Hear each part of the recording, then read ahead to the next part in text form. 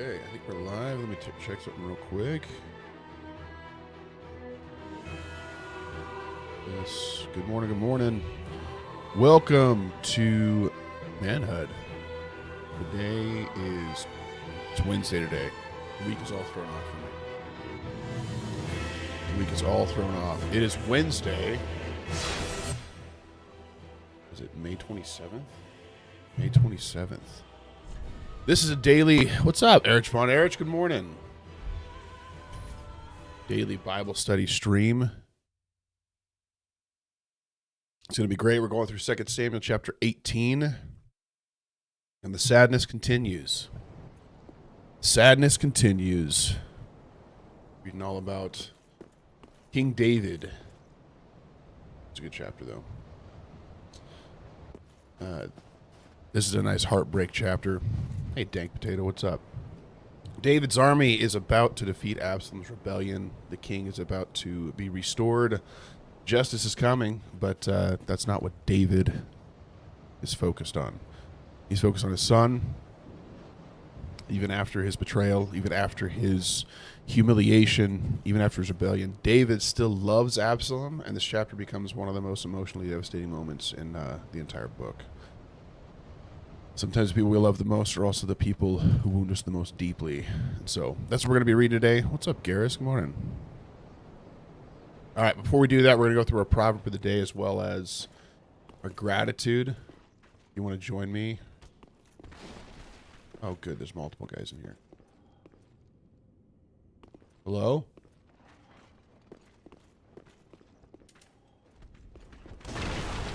Nice. Still got it. Stuck in a corner. Can't move. Can't move. Nope, didn't work. Great start. All right. Proverb of the day comes from Proverbs 20, verse 11. Even a child makes himself known by his acts, by whether his conduct is pure and upright. Which goes directly into what we're reading. All right. My gratitude for the day. I'm thinking a lot about what I'm thankful for. And today for me, I'm really, really thankful for... Some people are like sad when summer comes because their kids are around all the time. I feel incredibly opposite. Oh, I'm stuck. 2, 3. Good. Come here.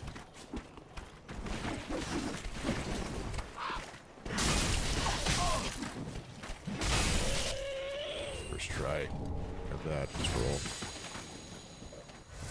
So I'm stoked for summertime with the kids. Get out my house. Oh, yeah. It's so good. So good. We get to take the kids and do a bunch of cool stuff. So very, very excited for that. There we go.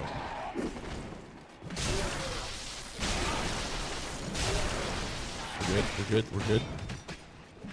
Hey, we got one out of the way. Hold on. Nope. Give me a second.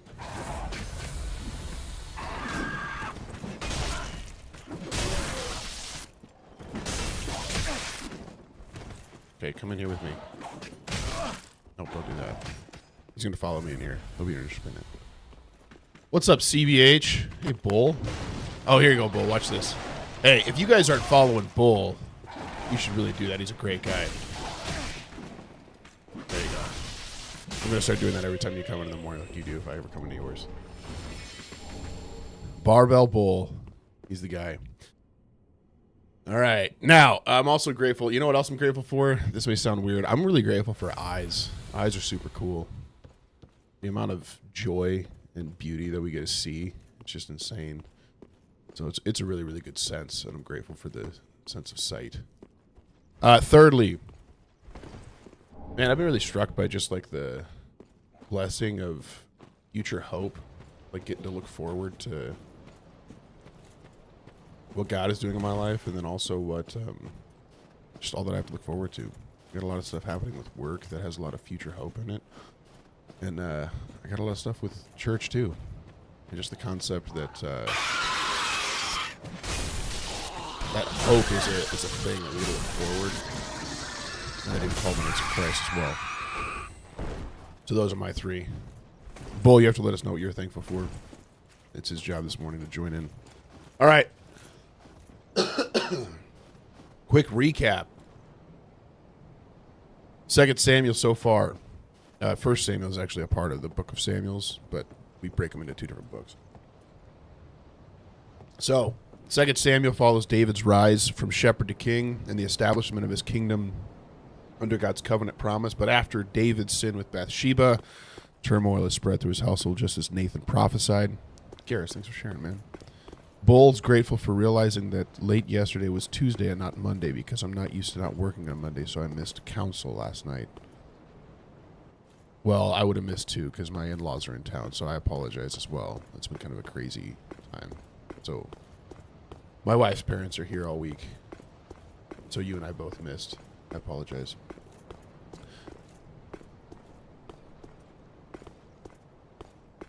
Owen asks, what do you think happens to all the foreign children? Only the foreign ones or all children?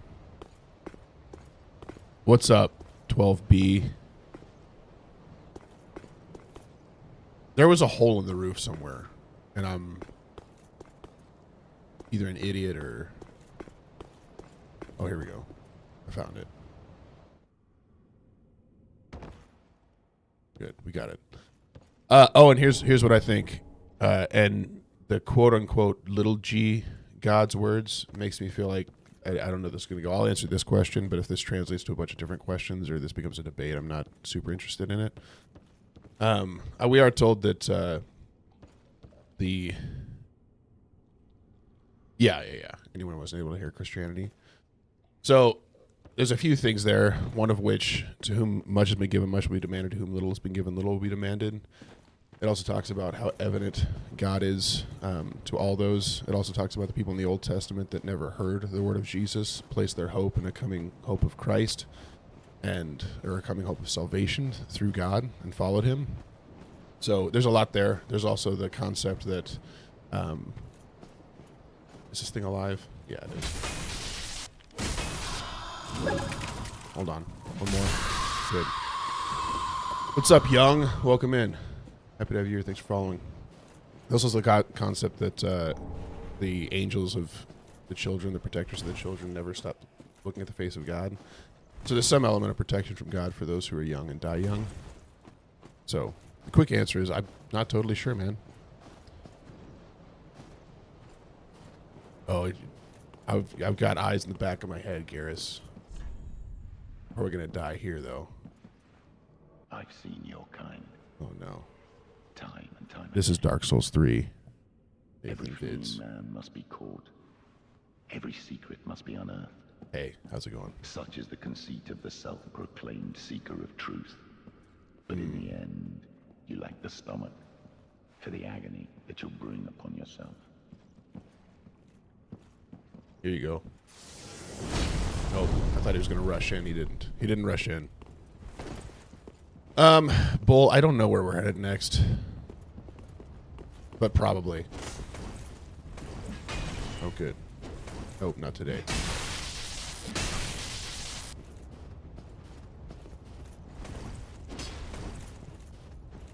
Let's trade. So far, he's just letting me beat him to death.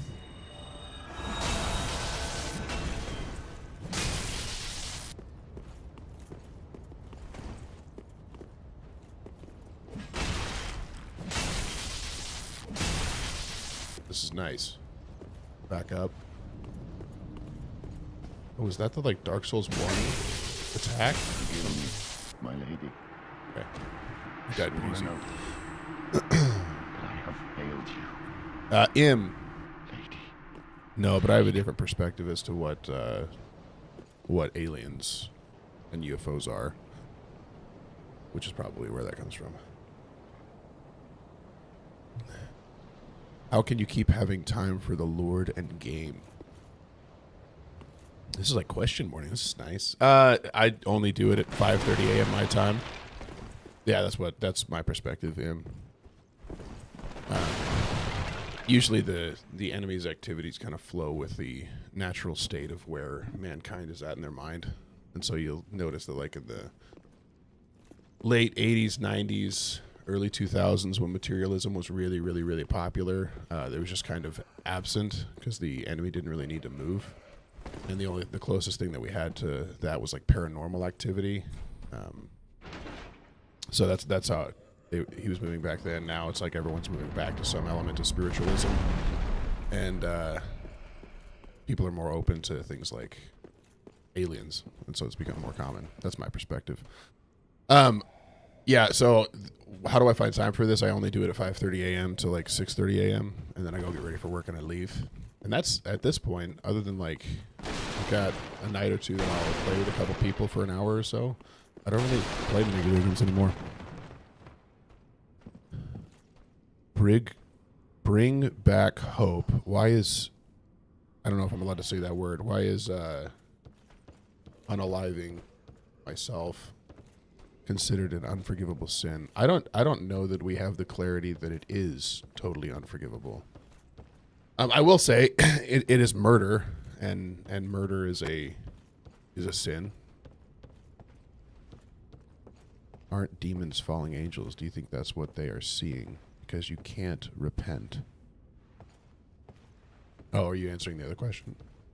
Yeah, I don't know if it's that.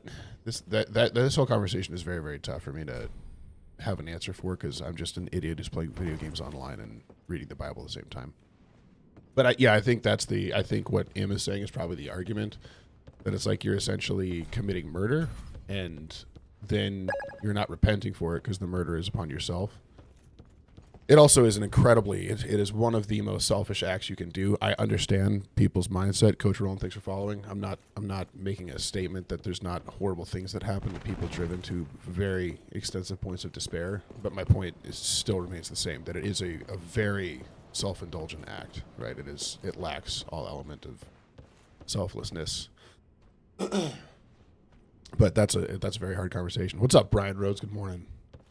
I believe thou'rt the one of whom Uncle Gale the one to show me. Cool. 'Tis good the door is open. 'Tis good, I promised, Uncle. Okay. 'Tis good. The door is open. I don't know what I'm supposed to do with that. Okay, sorry. David sins with we're still going through the recap right now. David sins with Bathsheba. Turmoil spreads through his household, just as Nathan prophesied. Absalom's bitterness grows after David failed to deal properly with Absalom's sin against Tamar. Jasper, thank you for following. I appreciate it, man.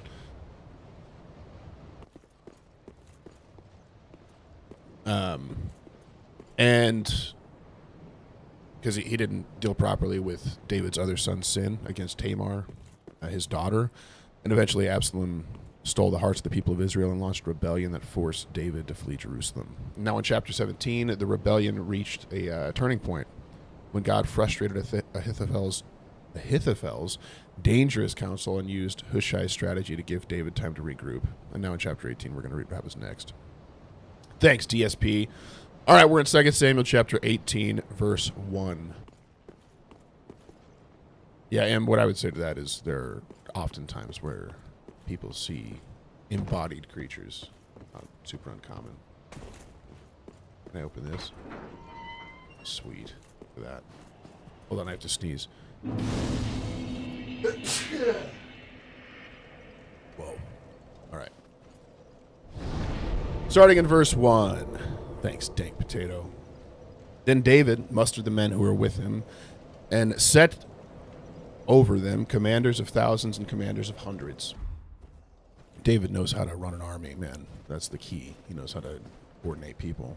And David sent out the army, 1/3 under the command of Joab, 1/3 under the command of Abishai, Joab's brother, and 1/3 under the command of Ittai the Gittite. And the king said to the men, I myself will also go out with you. So David understands, listen, I'm not going to make these mistakes that I've made before where I stayed back while everyone else went forward. That led to everything we're dealing with today. We're not going to have that problem again. So I'm going out with you. Hold on. Come here.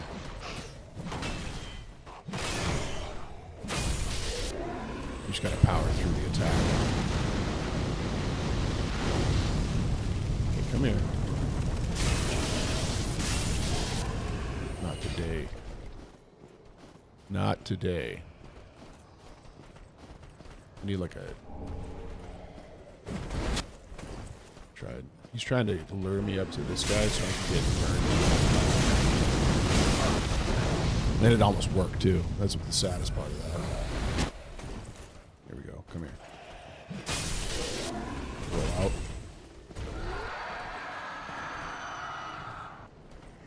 He's rallying.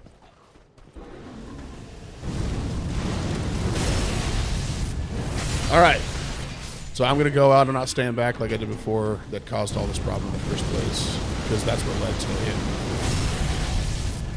him, committing adultery with Bathsheba and killing Bathsheba's husband. So he's not going to do that. But he's not opposed to listening to good counsel, which is what we'll see here. The men said to him, "You shall not go out, for if we flee, they will not care about us. If half of us die, they will not care. But you are worth 10,000 of us. Therefore it is better if you send us help from the city."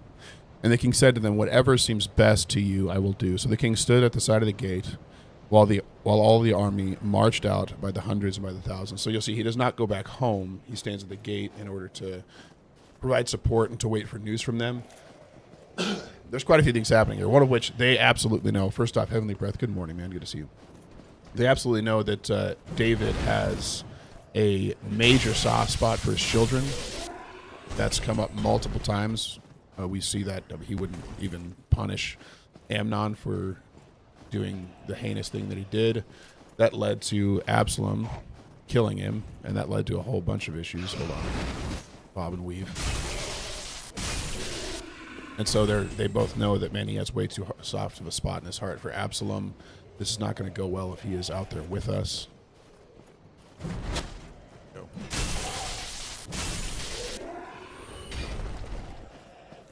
There's a lot of guys up here.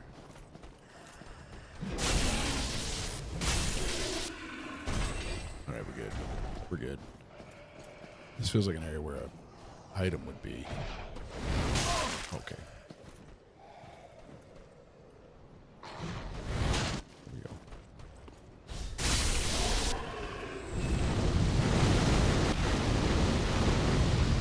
Rotate.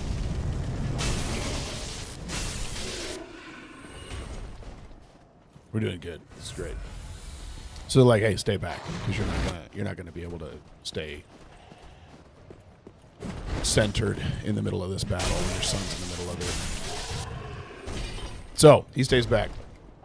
And the king ordered Joab and Abishai and Ittai. He orders the three commanders of the army. He's like, hey, here's what I want you to do when you go out. Okay. Hold on. Yeah, I've never seen a guy pull out those attacks when he's holding a torch. I thought he would just, like, blow his mouth on it like he usually does. I struggle to that guy. All right.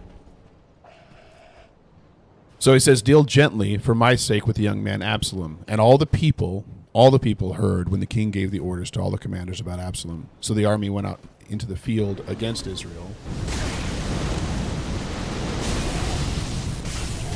Playing terrible. Trying to read while I'm being actively attacked doesn't really work well for me. These guys are hiding in the corner trying to... Nope. It's terrible. Hold on. Everyone stay calm. Why don't you guys come with me real quick? Oh, God. Good.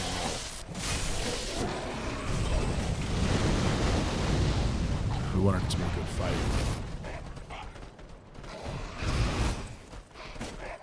Come here.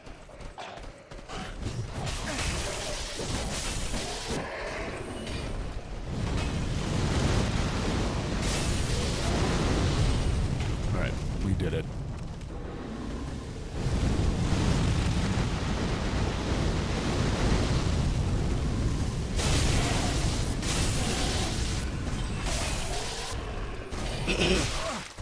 Goodness. Come here. Come here.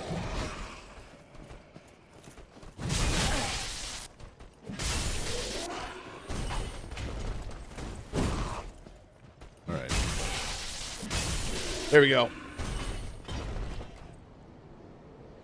So the people go out in battle and fight against their own people, Israel, and the battle was fought in the forest of Ephraim.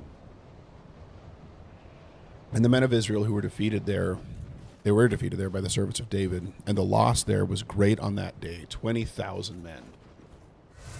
So the people who are with David are much more powerful than the people who are with Israel. It also seems that God is more than allowing for them to conquer.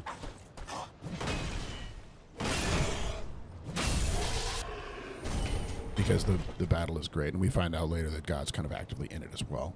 The battle spread all over the face of the country, and the forest devoured more people than that day than the sword did. So it seems like God is doing something supernaturally with the forest, whether that's pits they're falling into. What's up, Void Pixels? Thanks for following. Whether that's pits they're falling into, whether it's literally being chewed alive by the trees or attacked by wild animals. We don't actually know exactly what is going on there. But the fact that the forest killed at least 10,001 people on its own is something pretty unique, which I just find super, super interesting. All right, and Absalom happened to meet the servants of David. Absalom was riding on his mule. So this is a dude in the middle of battle. He shows up. Can I hit this bell and do anything with it, or is it just a... No. I don't know what the point of that bell is. Not sure. Let's grab this real quick. Probably not. Don't jump off.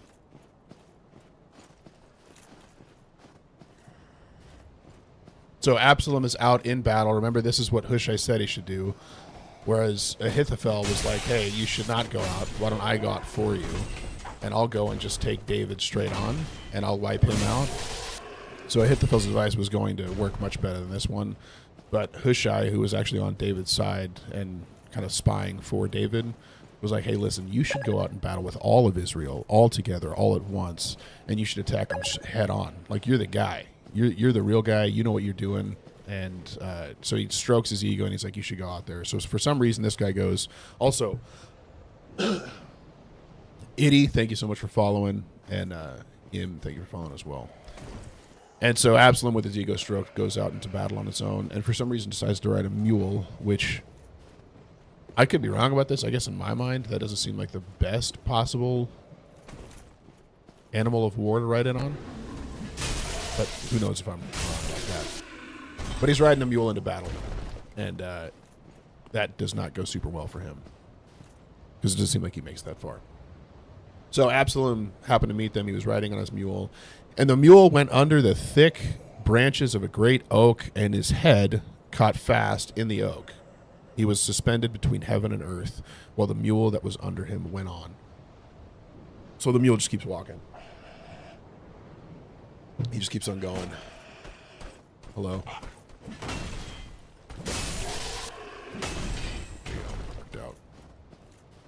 And it's not clear. It's seemingly saying he's hung by his hair. It doesn't make that totally clear. But we do know that this guy had some pretty luscious locks. And so that's probably... The mule did not care whatsoever. He was just on its own path. He was making things happen. It makes a point earlier that he has great hair. So there's a lot of people that think he's hanging by his hair. Some people think he's hanging by his neck, but it's clear that it doesn't kill him. What's up, J.A. Wellborn? Good morning, Vietnam. It's been a little bit, man. Good to see you. All right. So he's suspended between heaven and earth. There's also some symbolism here, at least in my mind, of what's going on, because it's like neither heaven will accept him nor will earth. He's stuck between the two, being rejected by both. So he's hanging between the two, and there seems to be some pretty symbolic imagery there by that line of, listen, no one will accept you, not the people of Israel, nor God above. He's unaccepted by both, so he's hanging between the two. All right, and a certain man saw it and told Joab, behold, I saw Absalom hanging in an oak. And Joab said to the man, what? You saw him? Why did you not strike him there to the ground? I would have been glad to give you 10 pieces of silver and a belt. And for those of us who don't know, it's not just like a belt to hold his pants up. It's talking about a belt which was a common gift of commanders to others in battle. So this was like an honorary, this would be like a medal in the American Army. Right? You would have received a medal as well as payment for taking taking his life. I don't know why you didn't do this. We all know he needs to die. He can't stay. I need to figure out how to get on that bridge. It seems like an important bridge. I'm gonna go this way. Do I take the bell path? Can I not get on the bridge? Not that way, I can't. Hold on. Hold on. We're going to figure it out. Now I want to get on the tree bridge. Let's go over there. We're heading that way. All right. So you should have killed him. I would have honored you as a fighter in the war. I would have given you money. But the man said to Joab, even if I felt in my hand the weight of 1,000 pieces of silver, I would not reach out my hand against the king's son. For in our hearing, the king commanded you and Abishai and Ittai, for my sake, protect the young man Absalom. Can I not get over there? This is gonna sad. Not that way. I can't. I guess we're stuck. I guess we can't do that. Seems like it's purposely not letting me do anything that I want to do. No, I just have to be smarter than the terrain. That's all. We just have to be a little bit smarter than the area that we're walking in. We're going to be okay. You stay there. Throw another one.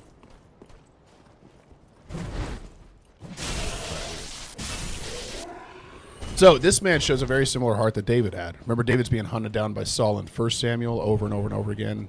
He has every opportunity to take Saul's life, and he refuses to do so because to David, it's like, hey, this is God's anointed king. I will not take my hand against whom God has anointed as king. And this man, under Joab, seemingly is of the same mind of like, listen, I'm not going to do anything that the king has commanded me not to do. Joab, however, is like, listen, the king is way too soft on all his children. This is what's caused all the issues in the first place. We cannot leave this kid alive. He's going to cause more and more issues in all of Israel, and David is not going to hold him to the sin that he's committed, and we're going to have more and more and more problems. And so you should have killed him. I would have killed him. And we find out that he would have. He does. On the other hand, if I had dealt treacherously against his life, this is still the guy talking, and there is nothing hidden from the sight of the king, then you yourself would have stood aloof. And Joab said, I will not waste time like this with you. And he took 3 javelins in his hand, and he thrust them into the heart of Absalom. So he mercilessly wipes him out. Okay, we're back. It's good, I promise. Okay, so I guess we just don't have to run back through that area. We should probably go level up real quick. We're going to do that real fast. One moment, we'll be right back. All right, so he takes 3 javelins, thrust him into the heart of Absalom while he was still alive in the oak. It's seeming that doesn't kill him. It's also likely that the point of the heart in this time... Hey, buddy, good news. I've enrolled in my first seminary class at Truett Seminary. Nice, J.A. That's awesome. That's super cool, dude. Seminary's pretty sweet. Very well, then take Nari. Hold on. Let's do that. I guess that's all we're doing. Mayst thou thy Need to keep our rolls light. That's the key. So this doesn't kill him, likely because when they talk about the heart, that's more just talking about the center mass of the body. I don't have an old chart. So he thrust him through 3 times, and then 10 young men, Joab's armor bearers, surrounded Absalom and struck him and killed him. I was struck by this. I don't know if this is accurate or not, so take this like you eat fish and spit out the bones if it's not helpful. There seems to also be some symbolism around this, because just before this, Absalom has taken 10 of David's concubines for himself and essentially abused them. And so there's almost some symbolism around 10 young men take his life as he took the honor of 10 of David's wives or concubines. Then Joab blows the trumpet, and the troops came back from pursuing Israel, for Joab restrained them. And they took Absalom and threw him into a great pit in the forest and raised over him a great heap of stones. Oh, that's just a ghost. So he's hiding Absalom's body. And all Israel fled, everyone to his own home. So it's the end of it.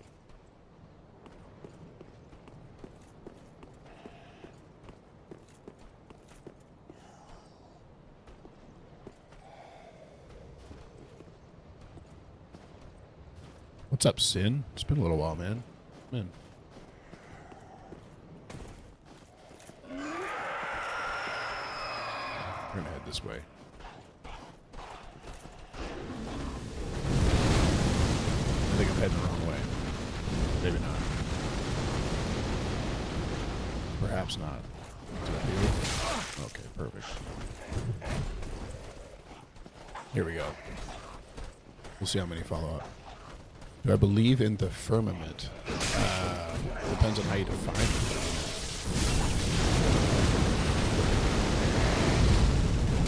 And regardless of if you're like a flat earth or a glober, there is a firmament. Like there is something separating us from the cosmos.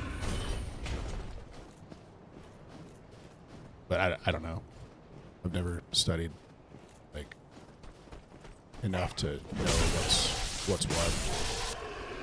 Enclosed habitat. Well, it is enclosed. I mean, they call it the atmosphere, but it is absolutely enclosed. Yeah. So yes. Thought that someone was going to hit me off the cliff. Good, we're good, we're good. Hey, thanks for the heart, me man. Thank you. All right. Oh, hello. So here's another interesting point that I was kind of struck by. All Israel fled, every one of them, to their own home. Now, Absalom in his lifetime had taken and set up for himself the pillar that is in the king's valley, for he said, I have no son to keep my name in remembrance. He called the pillar after his own name, and it is called Absalom's monument to this day. We're told earlier, this is DS3, Luke. Hey, Heavenly Brother, hope you have a good day, man. Well, what I would say is there are waters above. That's where rain comes from, right? So one way or another, it's accurate, you know. And my presumption is that's what it's referring to there is the waters above allow for rain and snow and everything else. But again, dude, I don't know. Sometimes conspiracy theories are fun to think about.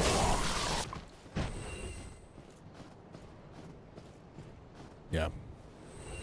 Okay, so it says, hey, I have no son to keep my name in remembrance. We're told back in like chapter 14, I believe. Maybe it's earlier than that. We're told back then that he has 3 sons and 1 daughter and names them Tamar.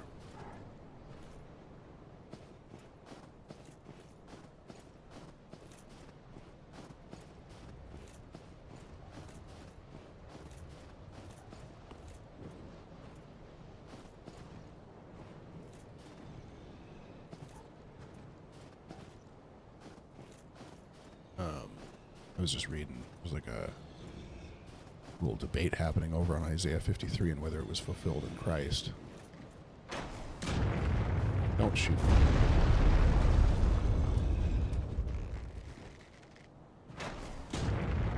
Can you come here so I can fight with you? Okay, apparently I just threw it between your legs. There you go. You come over here and then we'll let that guy keep shooting at the ground. I don't understand. I was rolling that entire... Okay, and I still have a firebomb out, not heals.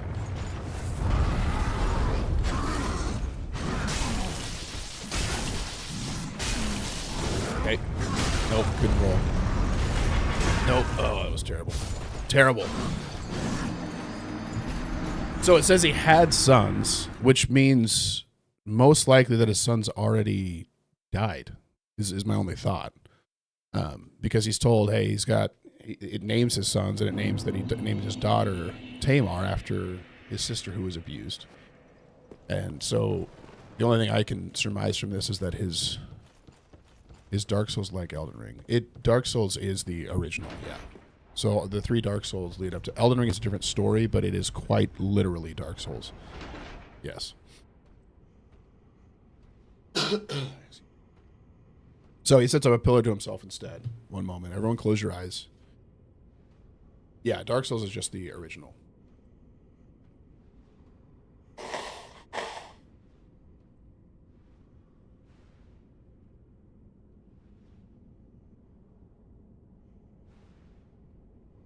What's up, Boba? What do you prefer? That's a hard question to answer. I think that Elden Ring is great. Once again, it's like asking, what is it like asking? It's like asking, do you prefer like Morrowind over Skyrim? Oh, you have to close your ears too. I'm sorry. That was like kind of an ASMR thing where you get to enjoy the sound of it. Bob, it's good to see you. Appreciate you being here.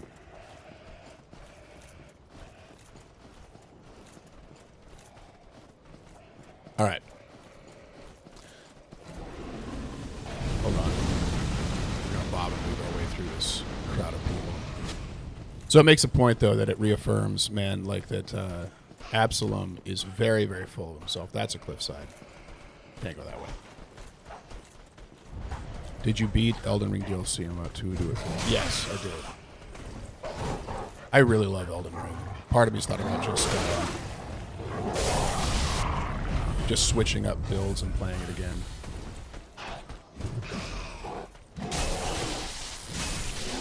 He's not attacking. Nope. We're good. Yeah, we did that all on stream. These wolves just gonna throw themselves off the cliff.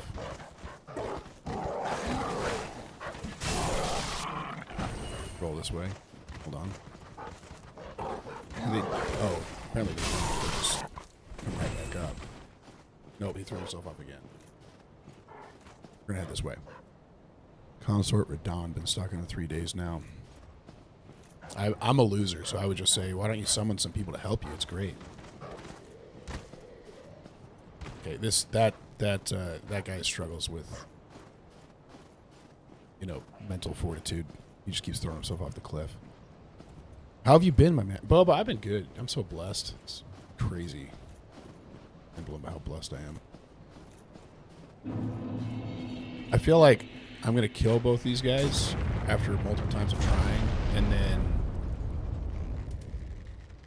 there's going to be nothing worth anything over here. Go do it this way. Come here.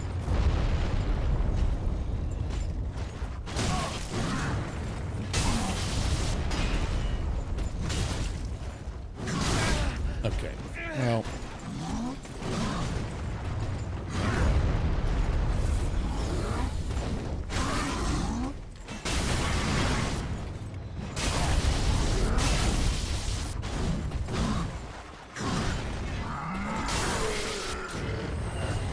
That makes it easier. Only one, it makes it a lot easier. All right. Then at Ahimaaz, the son of Zadok. Remember, these are the people who are bringing the news to David of what Absalom is doing. I also believe that they are if I'm not mistaken, they're the priests. But he says, let me run and carry news to the king that the Lord has delivered him from the hand of his enemies. And Joab said to him, don't do that. That's a terrible idea. I don't want you to bear the weight of telling him his son is dead. All right, we're good. Shoot one more.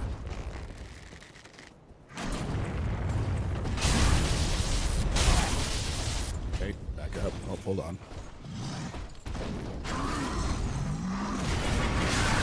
Okay, perfect. My roll timing is absolutely awful.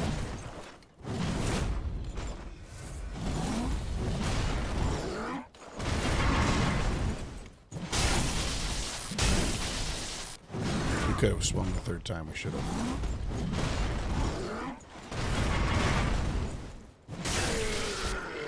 Easy. Easy. All right. This better be worth it. I can already tell it's not going to. Yeah, okay, perfect. Exactly what we were hoping for.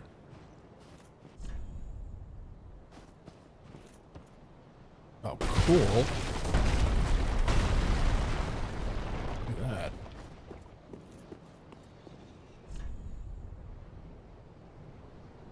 We just hurl ourselves off that and land there. Sounds fun. All right. I'll stop saying all right so many times. That'd be probably a good key. Stir. Oh, does this just make it easier to get back up here? Guessing it does. Look at this. The allergies are really getting to me. So, you're not going to carry the news today. You may carry the news another day, but today you shall carry no news because the king's son is dead. Then Joab said to the Cushite, so take this random foreign guy and have him run the message back. Thanks, Bull. He says, go, tell the king what you have seen. The Cushite bowed before Joab and ran. Then Ahimaaz, the son of Zadok, said again to Joab, come, what may, let me also run after the Cushite. And Joab said, why will you run, my son, seeing that you will have no reward for the news? Come what may, he said, I will run. So he said to him, run. Then Ahimaaz ran by the way of the plain and outran the Cushite. He's a lot faster. Right, torch. No, that'd be what Heavenly Breath would do, is to pull a torch out. Hold on. I don't think I'm ready to yet.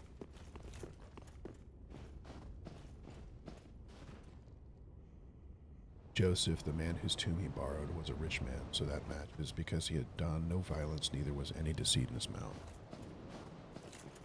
Way to go, J.A. You bring the news, huh? Great. I gotta make sure I didn't miss anything over here.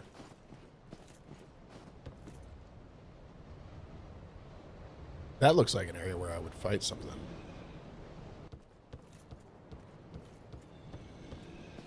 And probably die. This guy's been eating.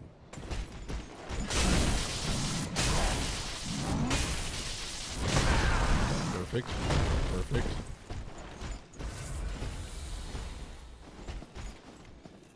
Well, now I got distracted this way. Does this lead into that? No, it doesn't. Am I about to die here? Oh, no, it's just back around. Perfect. That's what I was hoping for, is to get stuck back in the bottom of something. I like it. I like it.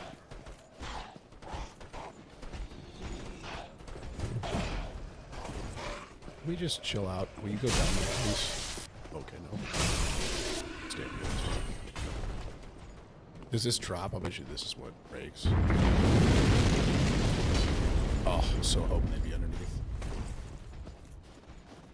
Alright, I need that hammer guy first. Hold on. We got that guy. I don't quite know what's falling on me, but I feel like I need to go kill this other guy first.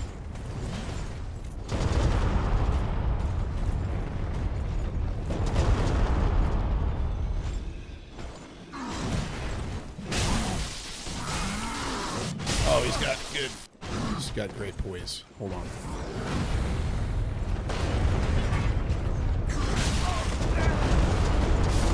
Never mind. We died. We died. We'll be okay.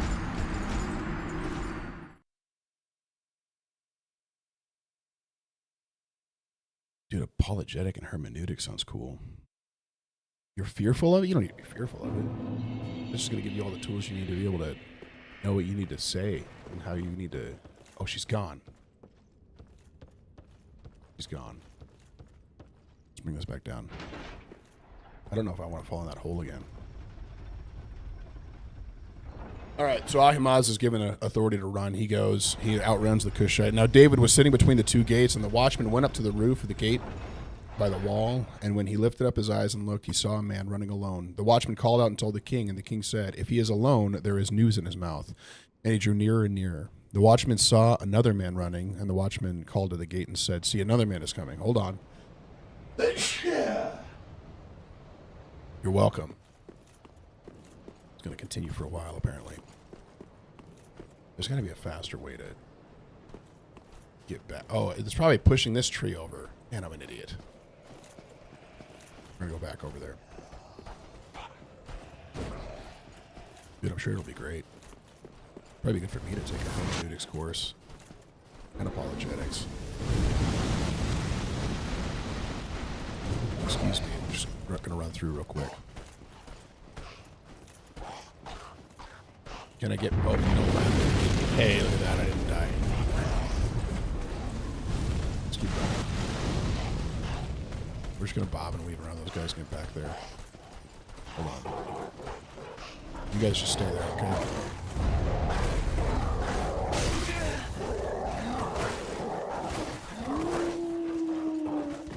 Excuse me. Excuse me. Actually, I wanted to go up here anyway.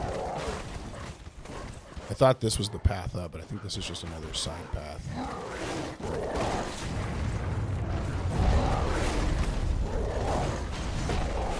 I just went that way. Excuse me, boys. We're just kind of rolling through real quick. We're good. Thanks, Bull. Looking forward to sacraments and basics of preaching the most.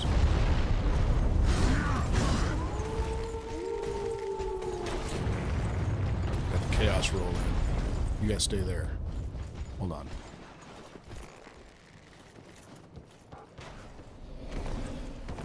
Okay, where? How do I get to the other tree? Not this, is it? No, it's not it.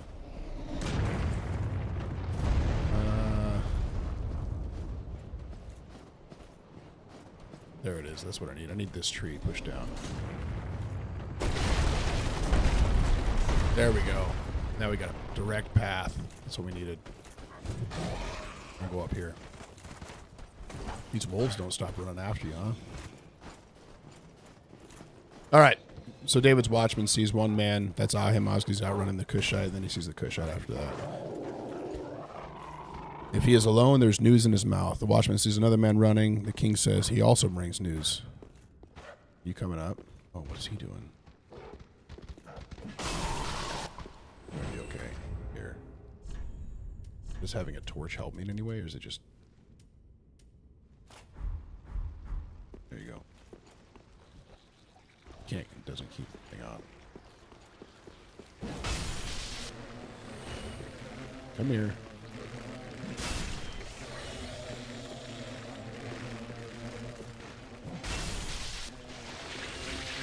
Oh, good. Good.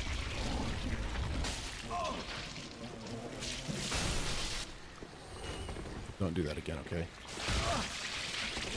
Quick. Oh, that's why you want a torch. It goes off of it.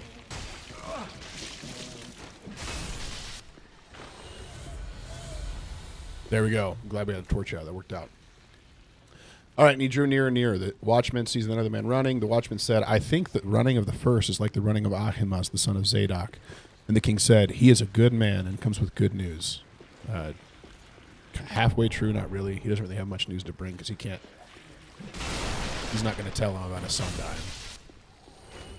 Then Ahimaaz cried out, all is well. And he bowed before the king with his face to the earth and said, blessed be the Lord your God, who delivered up the men who raised their hand against the Lord my king. And the king said, is it well with the young man Absalom? So all King David's concerned about is whether or not Absalom is okay, even though Absalom has done everything to turn away from David and to cause harm to the kingdom. That was another one alive.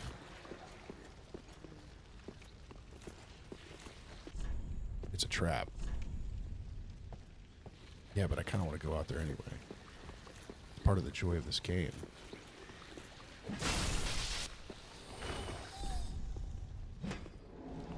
Oh, I thought it was a joke. This is the way to... This is what we need to do. So, Ahimaaz says, when Joab sent the king's servant, your servant, I saw a great commotion, but I do not know what it was. So, just a flat-out lie. He's like, I can't really tell you what's going on. I was told I'm not allowed to, so I'm just going to say that I don't know what happened. And the king said, turn aside and stand here. So he turned aside and stood still. And behold, the Cushite came. And the Cushite said, good news for my lord the king. For the Lord has delivered you this day from the hand of all who rose up against you. And King David said to the Cushite, is it well with the young man, Absalom? And the Cushite answered, May the enemies of my lord the king and all who rise up against you for evil be like that young man. So he tells him, yeah, he's dead, without saying it directly. And the king was deeply moved. This denotes like the concept of essentially convulsing in despair. So it's like shaking and weeping. So.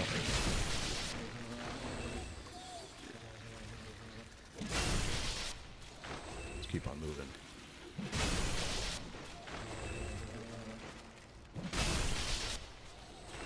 Hello. Just don't even spit it. Man, there's a lot of guys down here.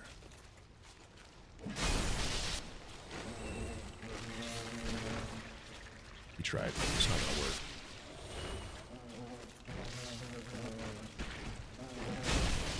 So David's in great despair. Oh, he's not dead. What's happening?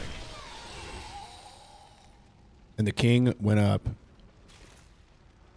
He went over the gate, up to his chamber, and wept. And as he went, he says, "Oh, my son Absalom, my son Absalom, would I had died instead of you, O Absalom, my son, my son."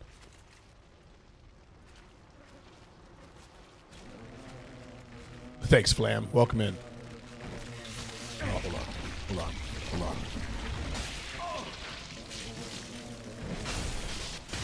Okay, stop.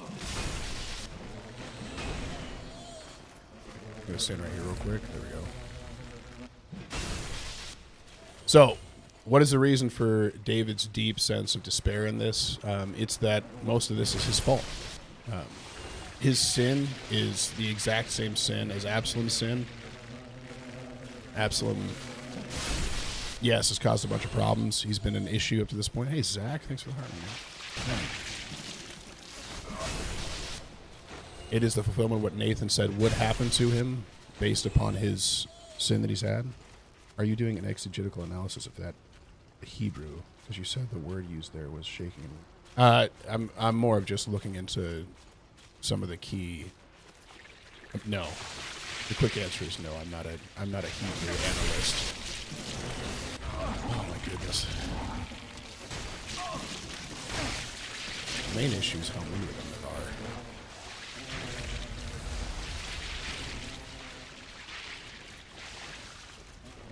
I do some study on just kind of what basic words mean, and then I'm using like some different commentary to get more insight as to what's being said. That's all. But there's a lot of despair here because a lot of this is driven directly from what David did during his life. And so a lot of it is, while it's not exactly on him that Absalom did these things, in a lot of ways it is, right? It has led to everything that he's experiencing. And so for David, this is the fulfillment of the consequence of what he has done as he turned away from the Lord. And there's a ton of weight to that and a ton of despair to it. Blood gem. Right, cool. Is this a false wall? What happens if I turn this thing? What does this do?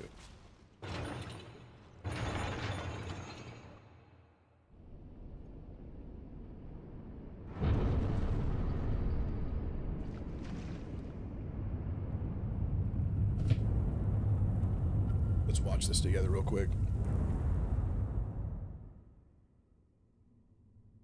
Uh-oh, here they are.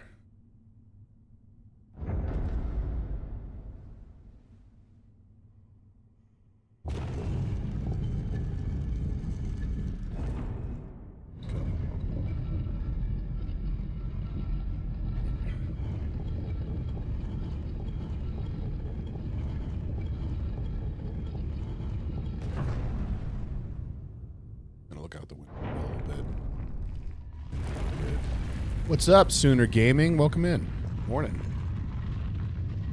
Morning. No, you don't have to apologize, Jay. It's okay.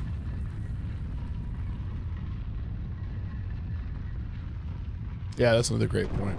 What Jay said is Absalom was a son. It's interesting because as a father, I can tell you no matter how... Ever seeking fire. Yep, she's going to try to stop me. I can tell you, no matter how far they fall, you still love them and hope they turn and repent. Absolutely. That's absolutely a key piece to this as well. Very, very true. It doesn't matter how far our children fall, there still is this element that they don't stop being our children just because they've fallen. My verse that I'm really living in is Galatians 2:10. See. Galatians 2. Only they asked us to remember the poor, the very thing we were eager to do. It's a good one, dude. Hold on.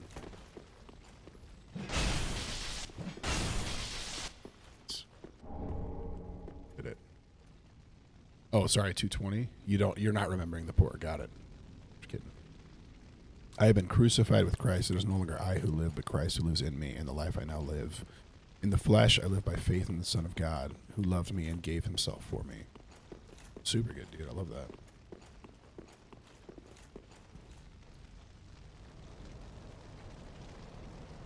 Am I supposed to drop on that? That feels like something I should drop on. Where does this go? This feels like something this feels like where an item should be, and there's not one, which is bothering me. You also were okay. Good. As long as we're doing both, it's great.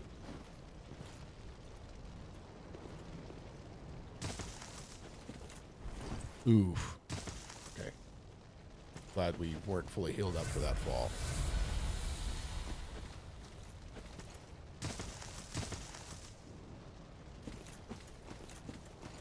This feels like an area where it's not going to be my fault if I die like that. It just kind of overshoots me a little bit. Going down. Dude, I'm so blessed, man. So good. Asking. So blessed beyond belief. Plus, it's our responsibility as parents to the lives of our children. Yeah, in a lot of ways, David directly molded the life of his son. And we see that often, right? As our own problems end up exacerbated in our kids. Pyromancy's parting flame. It's a very, very common theme, right? That our kids end up struggling with the very same things we do. Because if we haven't put our sin away, it's one thing to lead them in the way of the Lord, but it's another to show them, hey, here's what I struggle with. Is this a callback to the Ariandel Dark Souls 1 thing? Seems like it.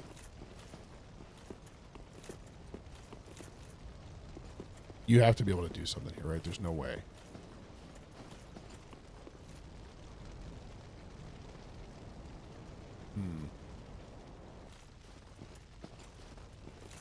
I don't know where to go. I think I'm just stuck. They did give me homeward bones, man. So.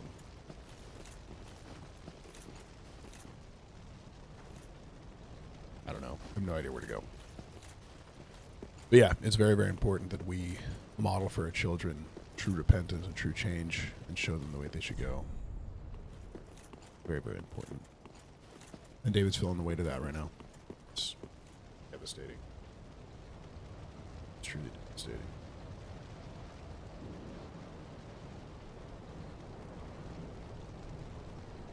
I also think there is a key piece here that there is... Hold on. Somebody...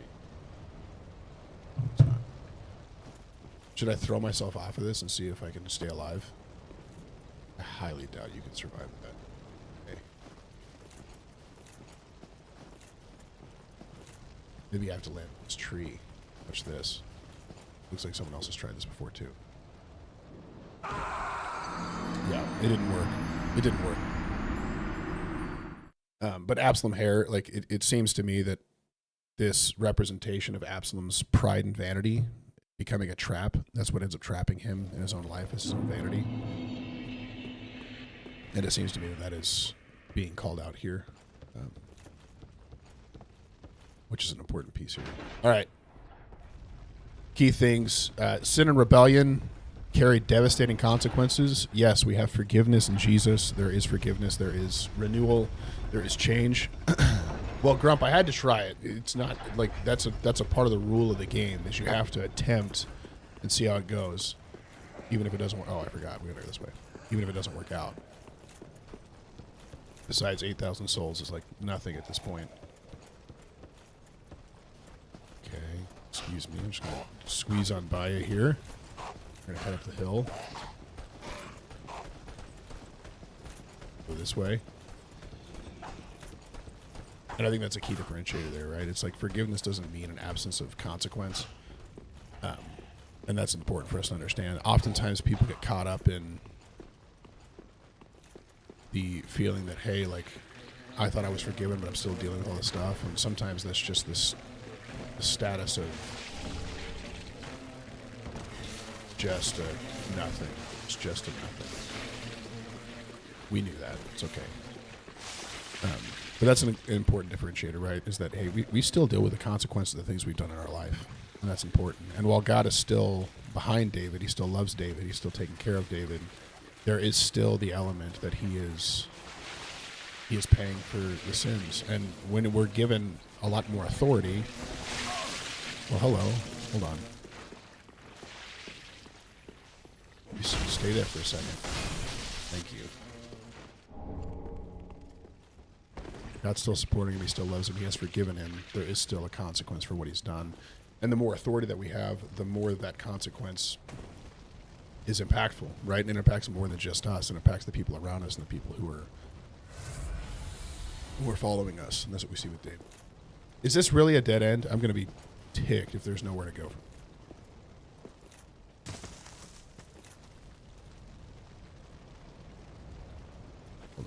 Hold on.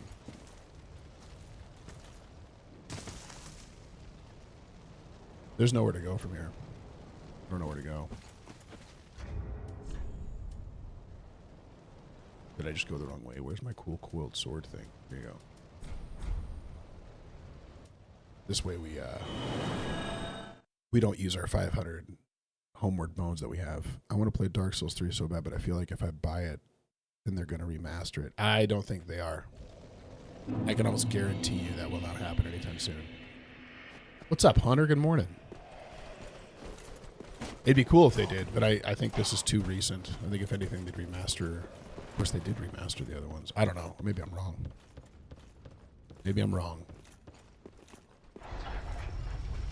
If we are all children of God, how does God feel when we fall away from him? Well, this is a good pointing to the way that God feels about us, right? His despair, his call out for his son. This is good, Jay. This is one of the things I'd written earlier.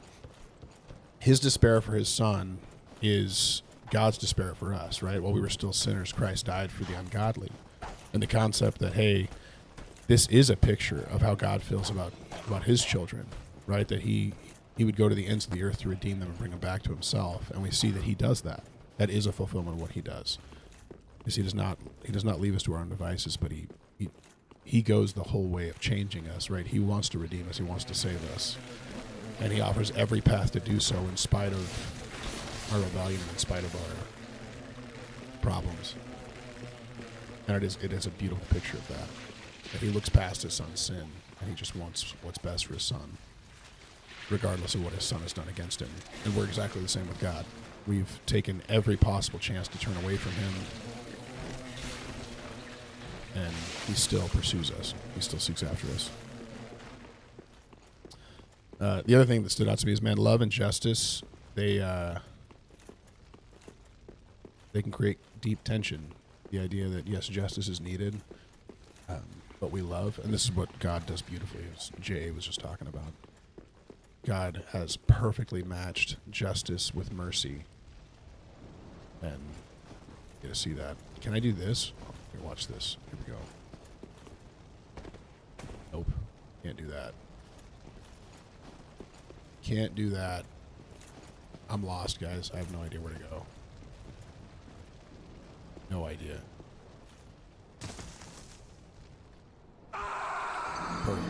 Perfect. Is the bridge back up? Can I take the bridge over to the lady or whatever?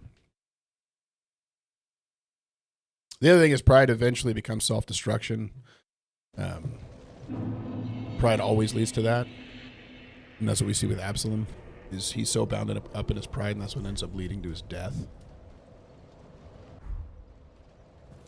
If you head all the way down, there's going to be a boss where you fight a wolf and a knight. Yeah, but how do I get down to it? Because I'm like stuck way above it.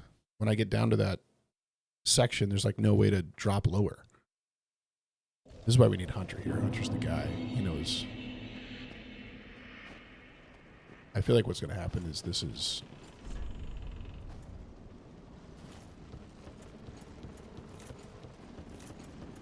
Moondoggle. Yeah, definitely not for everybody, man. Unless you like milk and pickles together.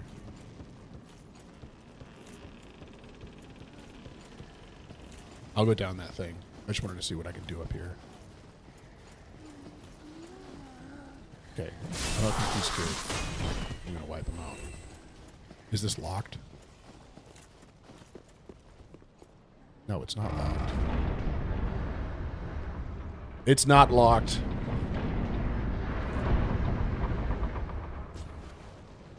Life application pieces in my mind. 1, deal with bitterness before it grows. It's a huge one. Light the bonfire here. Rest at it. Have you been in the DLC yet before this? This is my first time. Welcome. I may have played it years ago. I have long stood beside our but forlorn Ashen One. But thy duty return from I presume it visible, Amik. She's gonna get mad if I go in that room. Here, I got a summon. Let's go.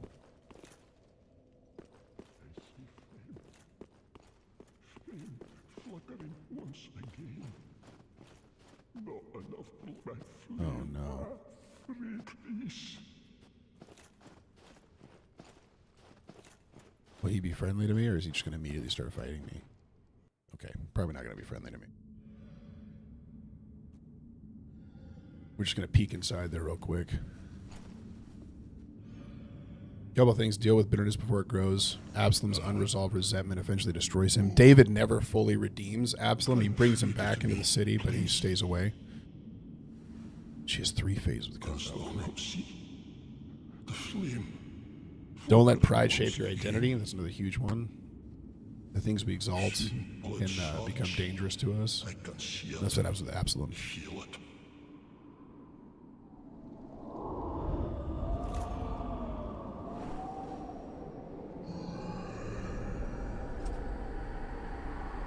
Hold on, she's gonna be mad. Fret not, Father. We have no need of thy flail. She's gonna fight me.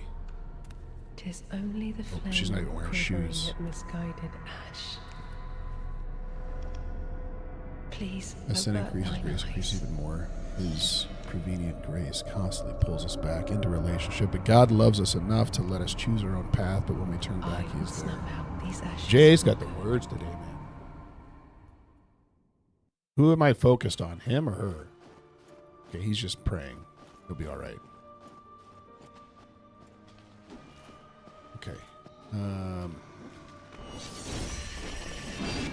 Why am I rolling so slowly? What am I wearing right now? Do that. Uh-oh. Is she invisible?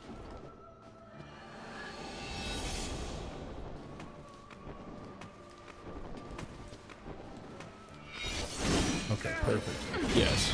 All right, great. Great. Where's that guy that I called in?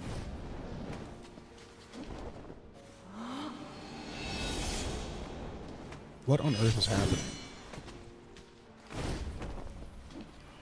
This is probably not even the hard part. He doesn't show up. Okay.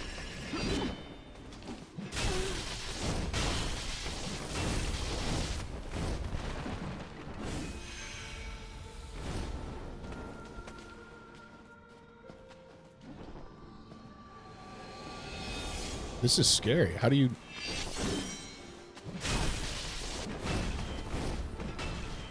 Nope.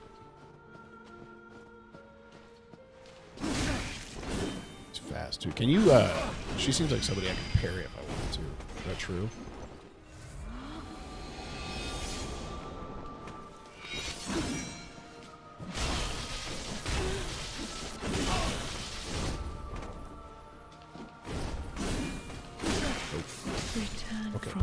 perfect. came Like, for that is thy place. okay, second of phase. belonging. Got it. All right, I gotta go, guys. I got a all-day meeting with a chief marketing officer, dude. But I appreciate y'all being here. Tomorrow we're gonna go into 2 Samuel 19. Oh, look, she has an item for me. Jill Bite. Okay. Yeah, we're gonna do this tomorrow. I appreciate y'all being here. Hope you guys have a phenomenal day. Keep Christ the center focus of your life. Stay in step with the Spirit. We'll be back here tomorrow morning, 7:30 a.m. Eastern, 5:30 a.m. Mountain Time, to go through 2 Samuel 19 together. Thanks for being here, Hunter. Oh, look, there's a ladder. Hold on. Once again, you have to go up at once and see what's going to happen.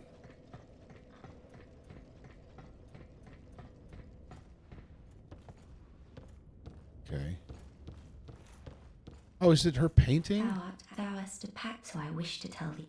Behold its side. It's to be a cold, dark, but first, I wished of a coal one day. That's why I must. How do we show you the flame?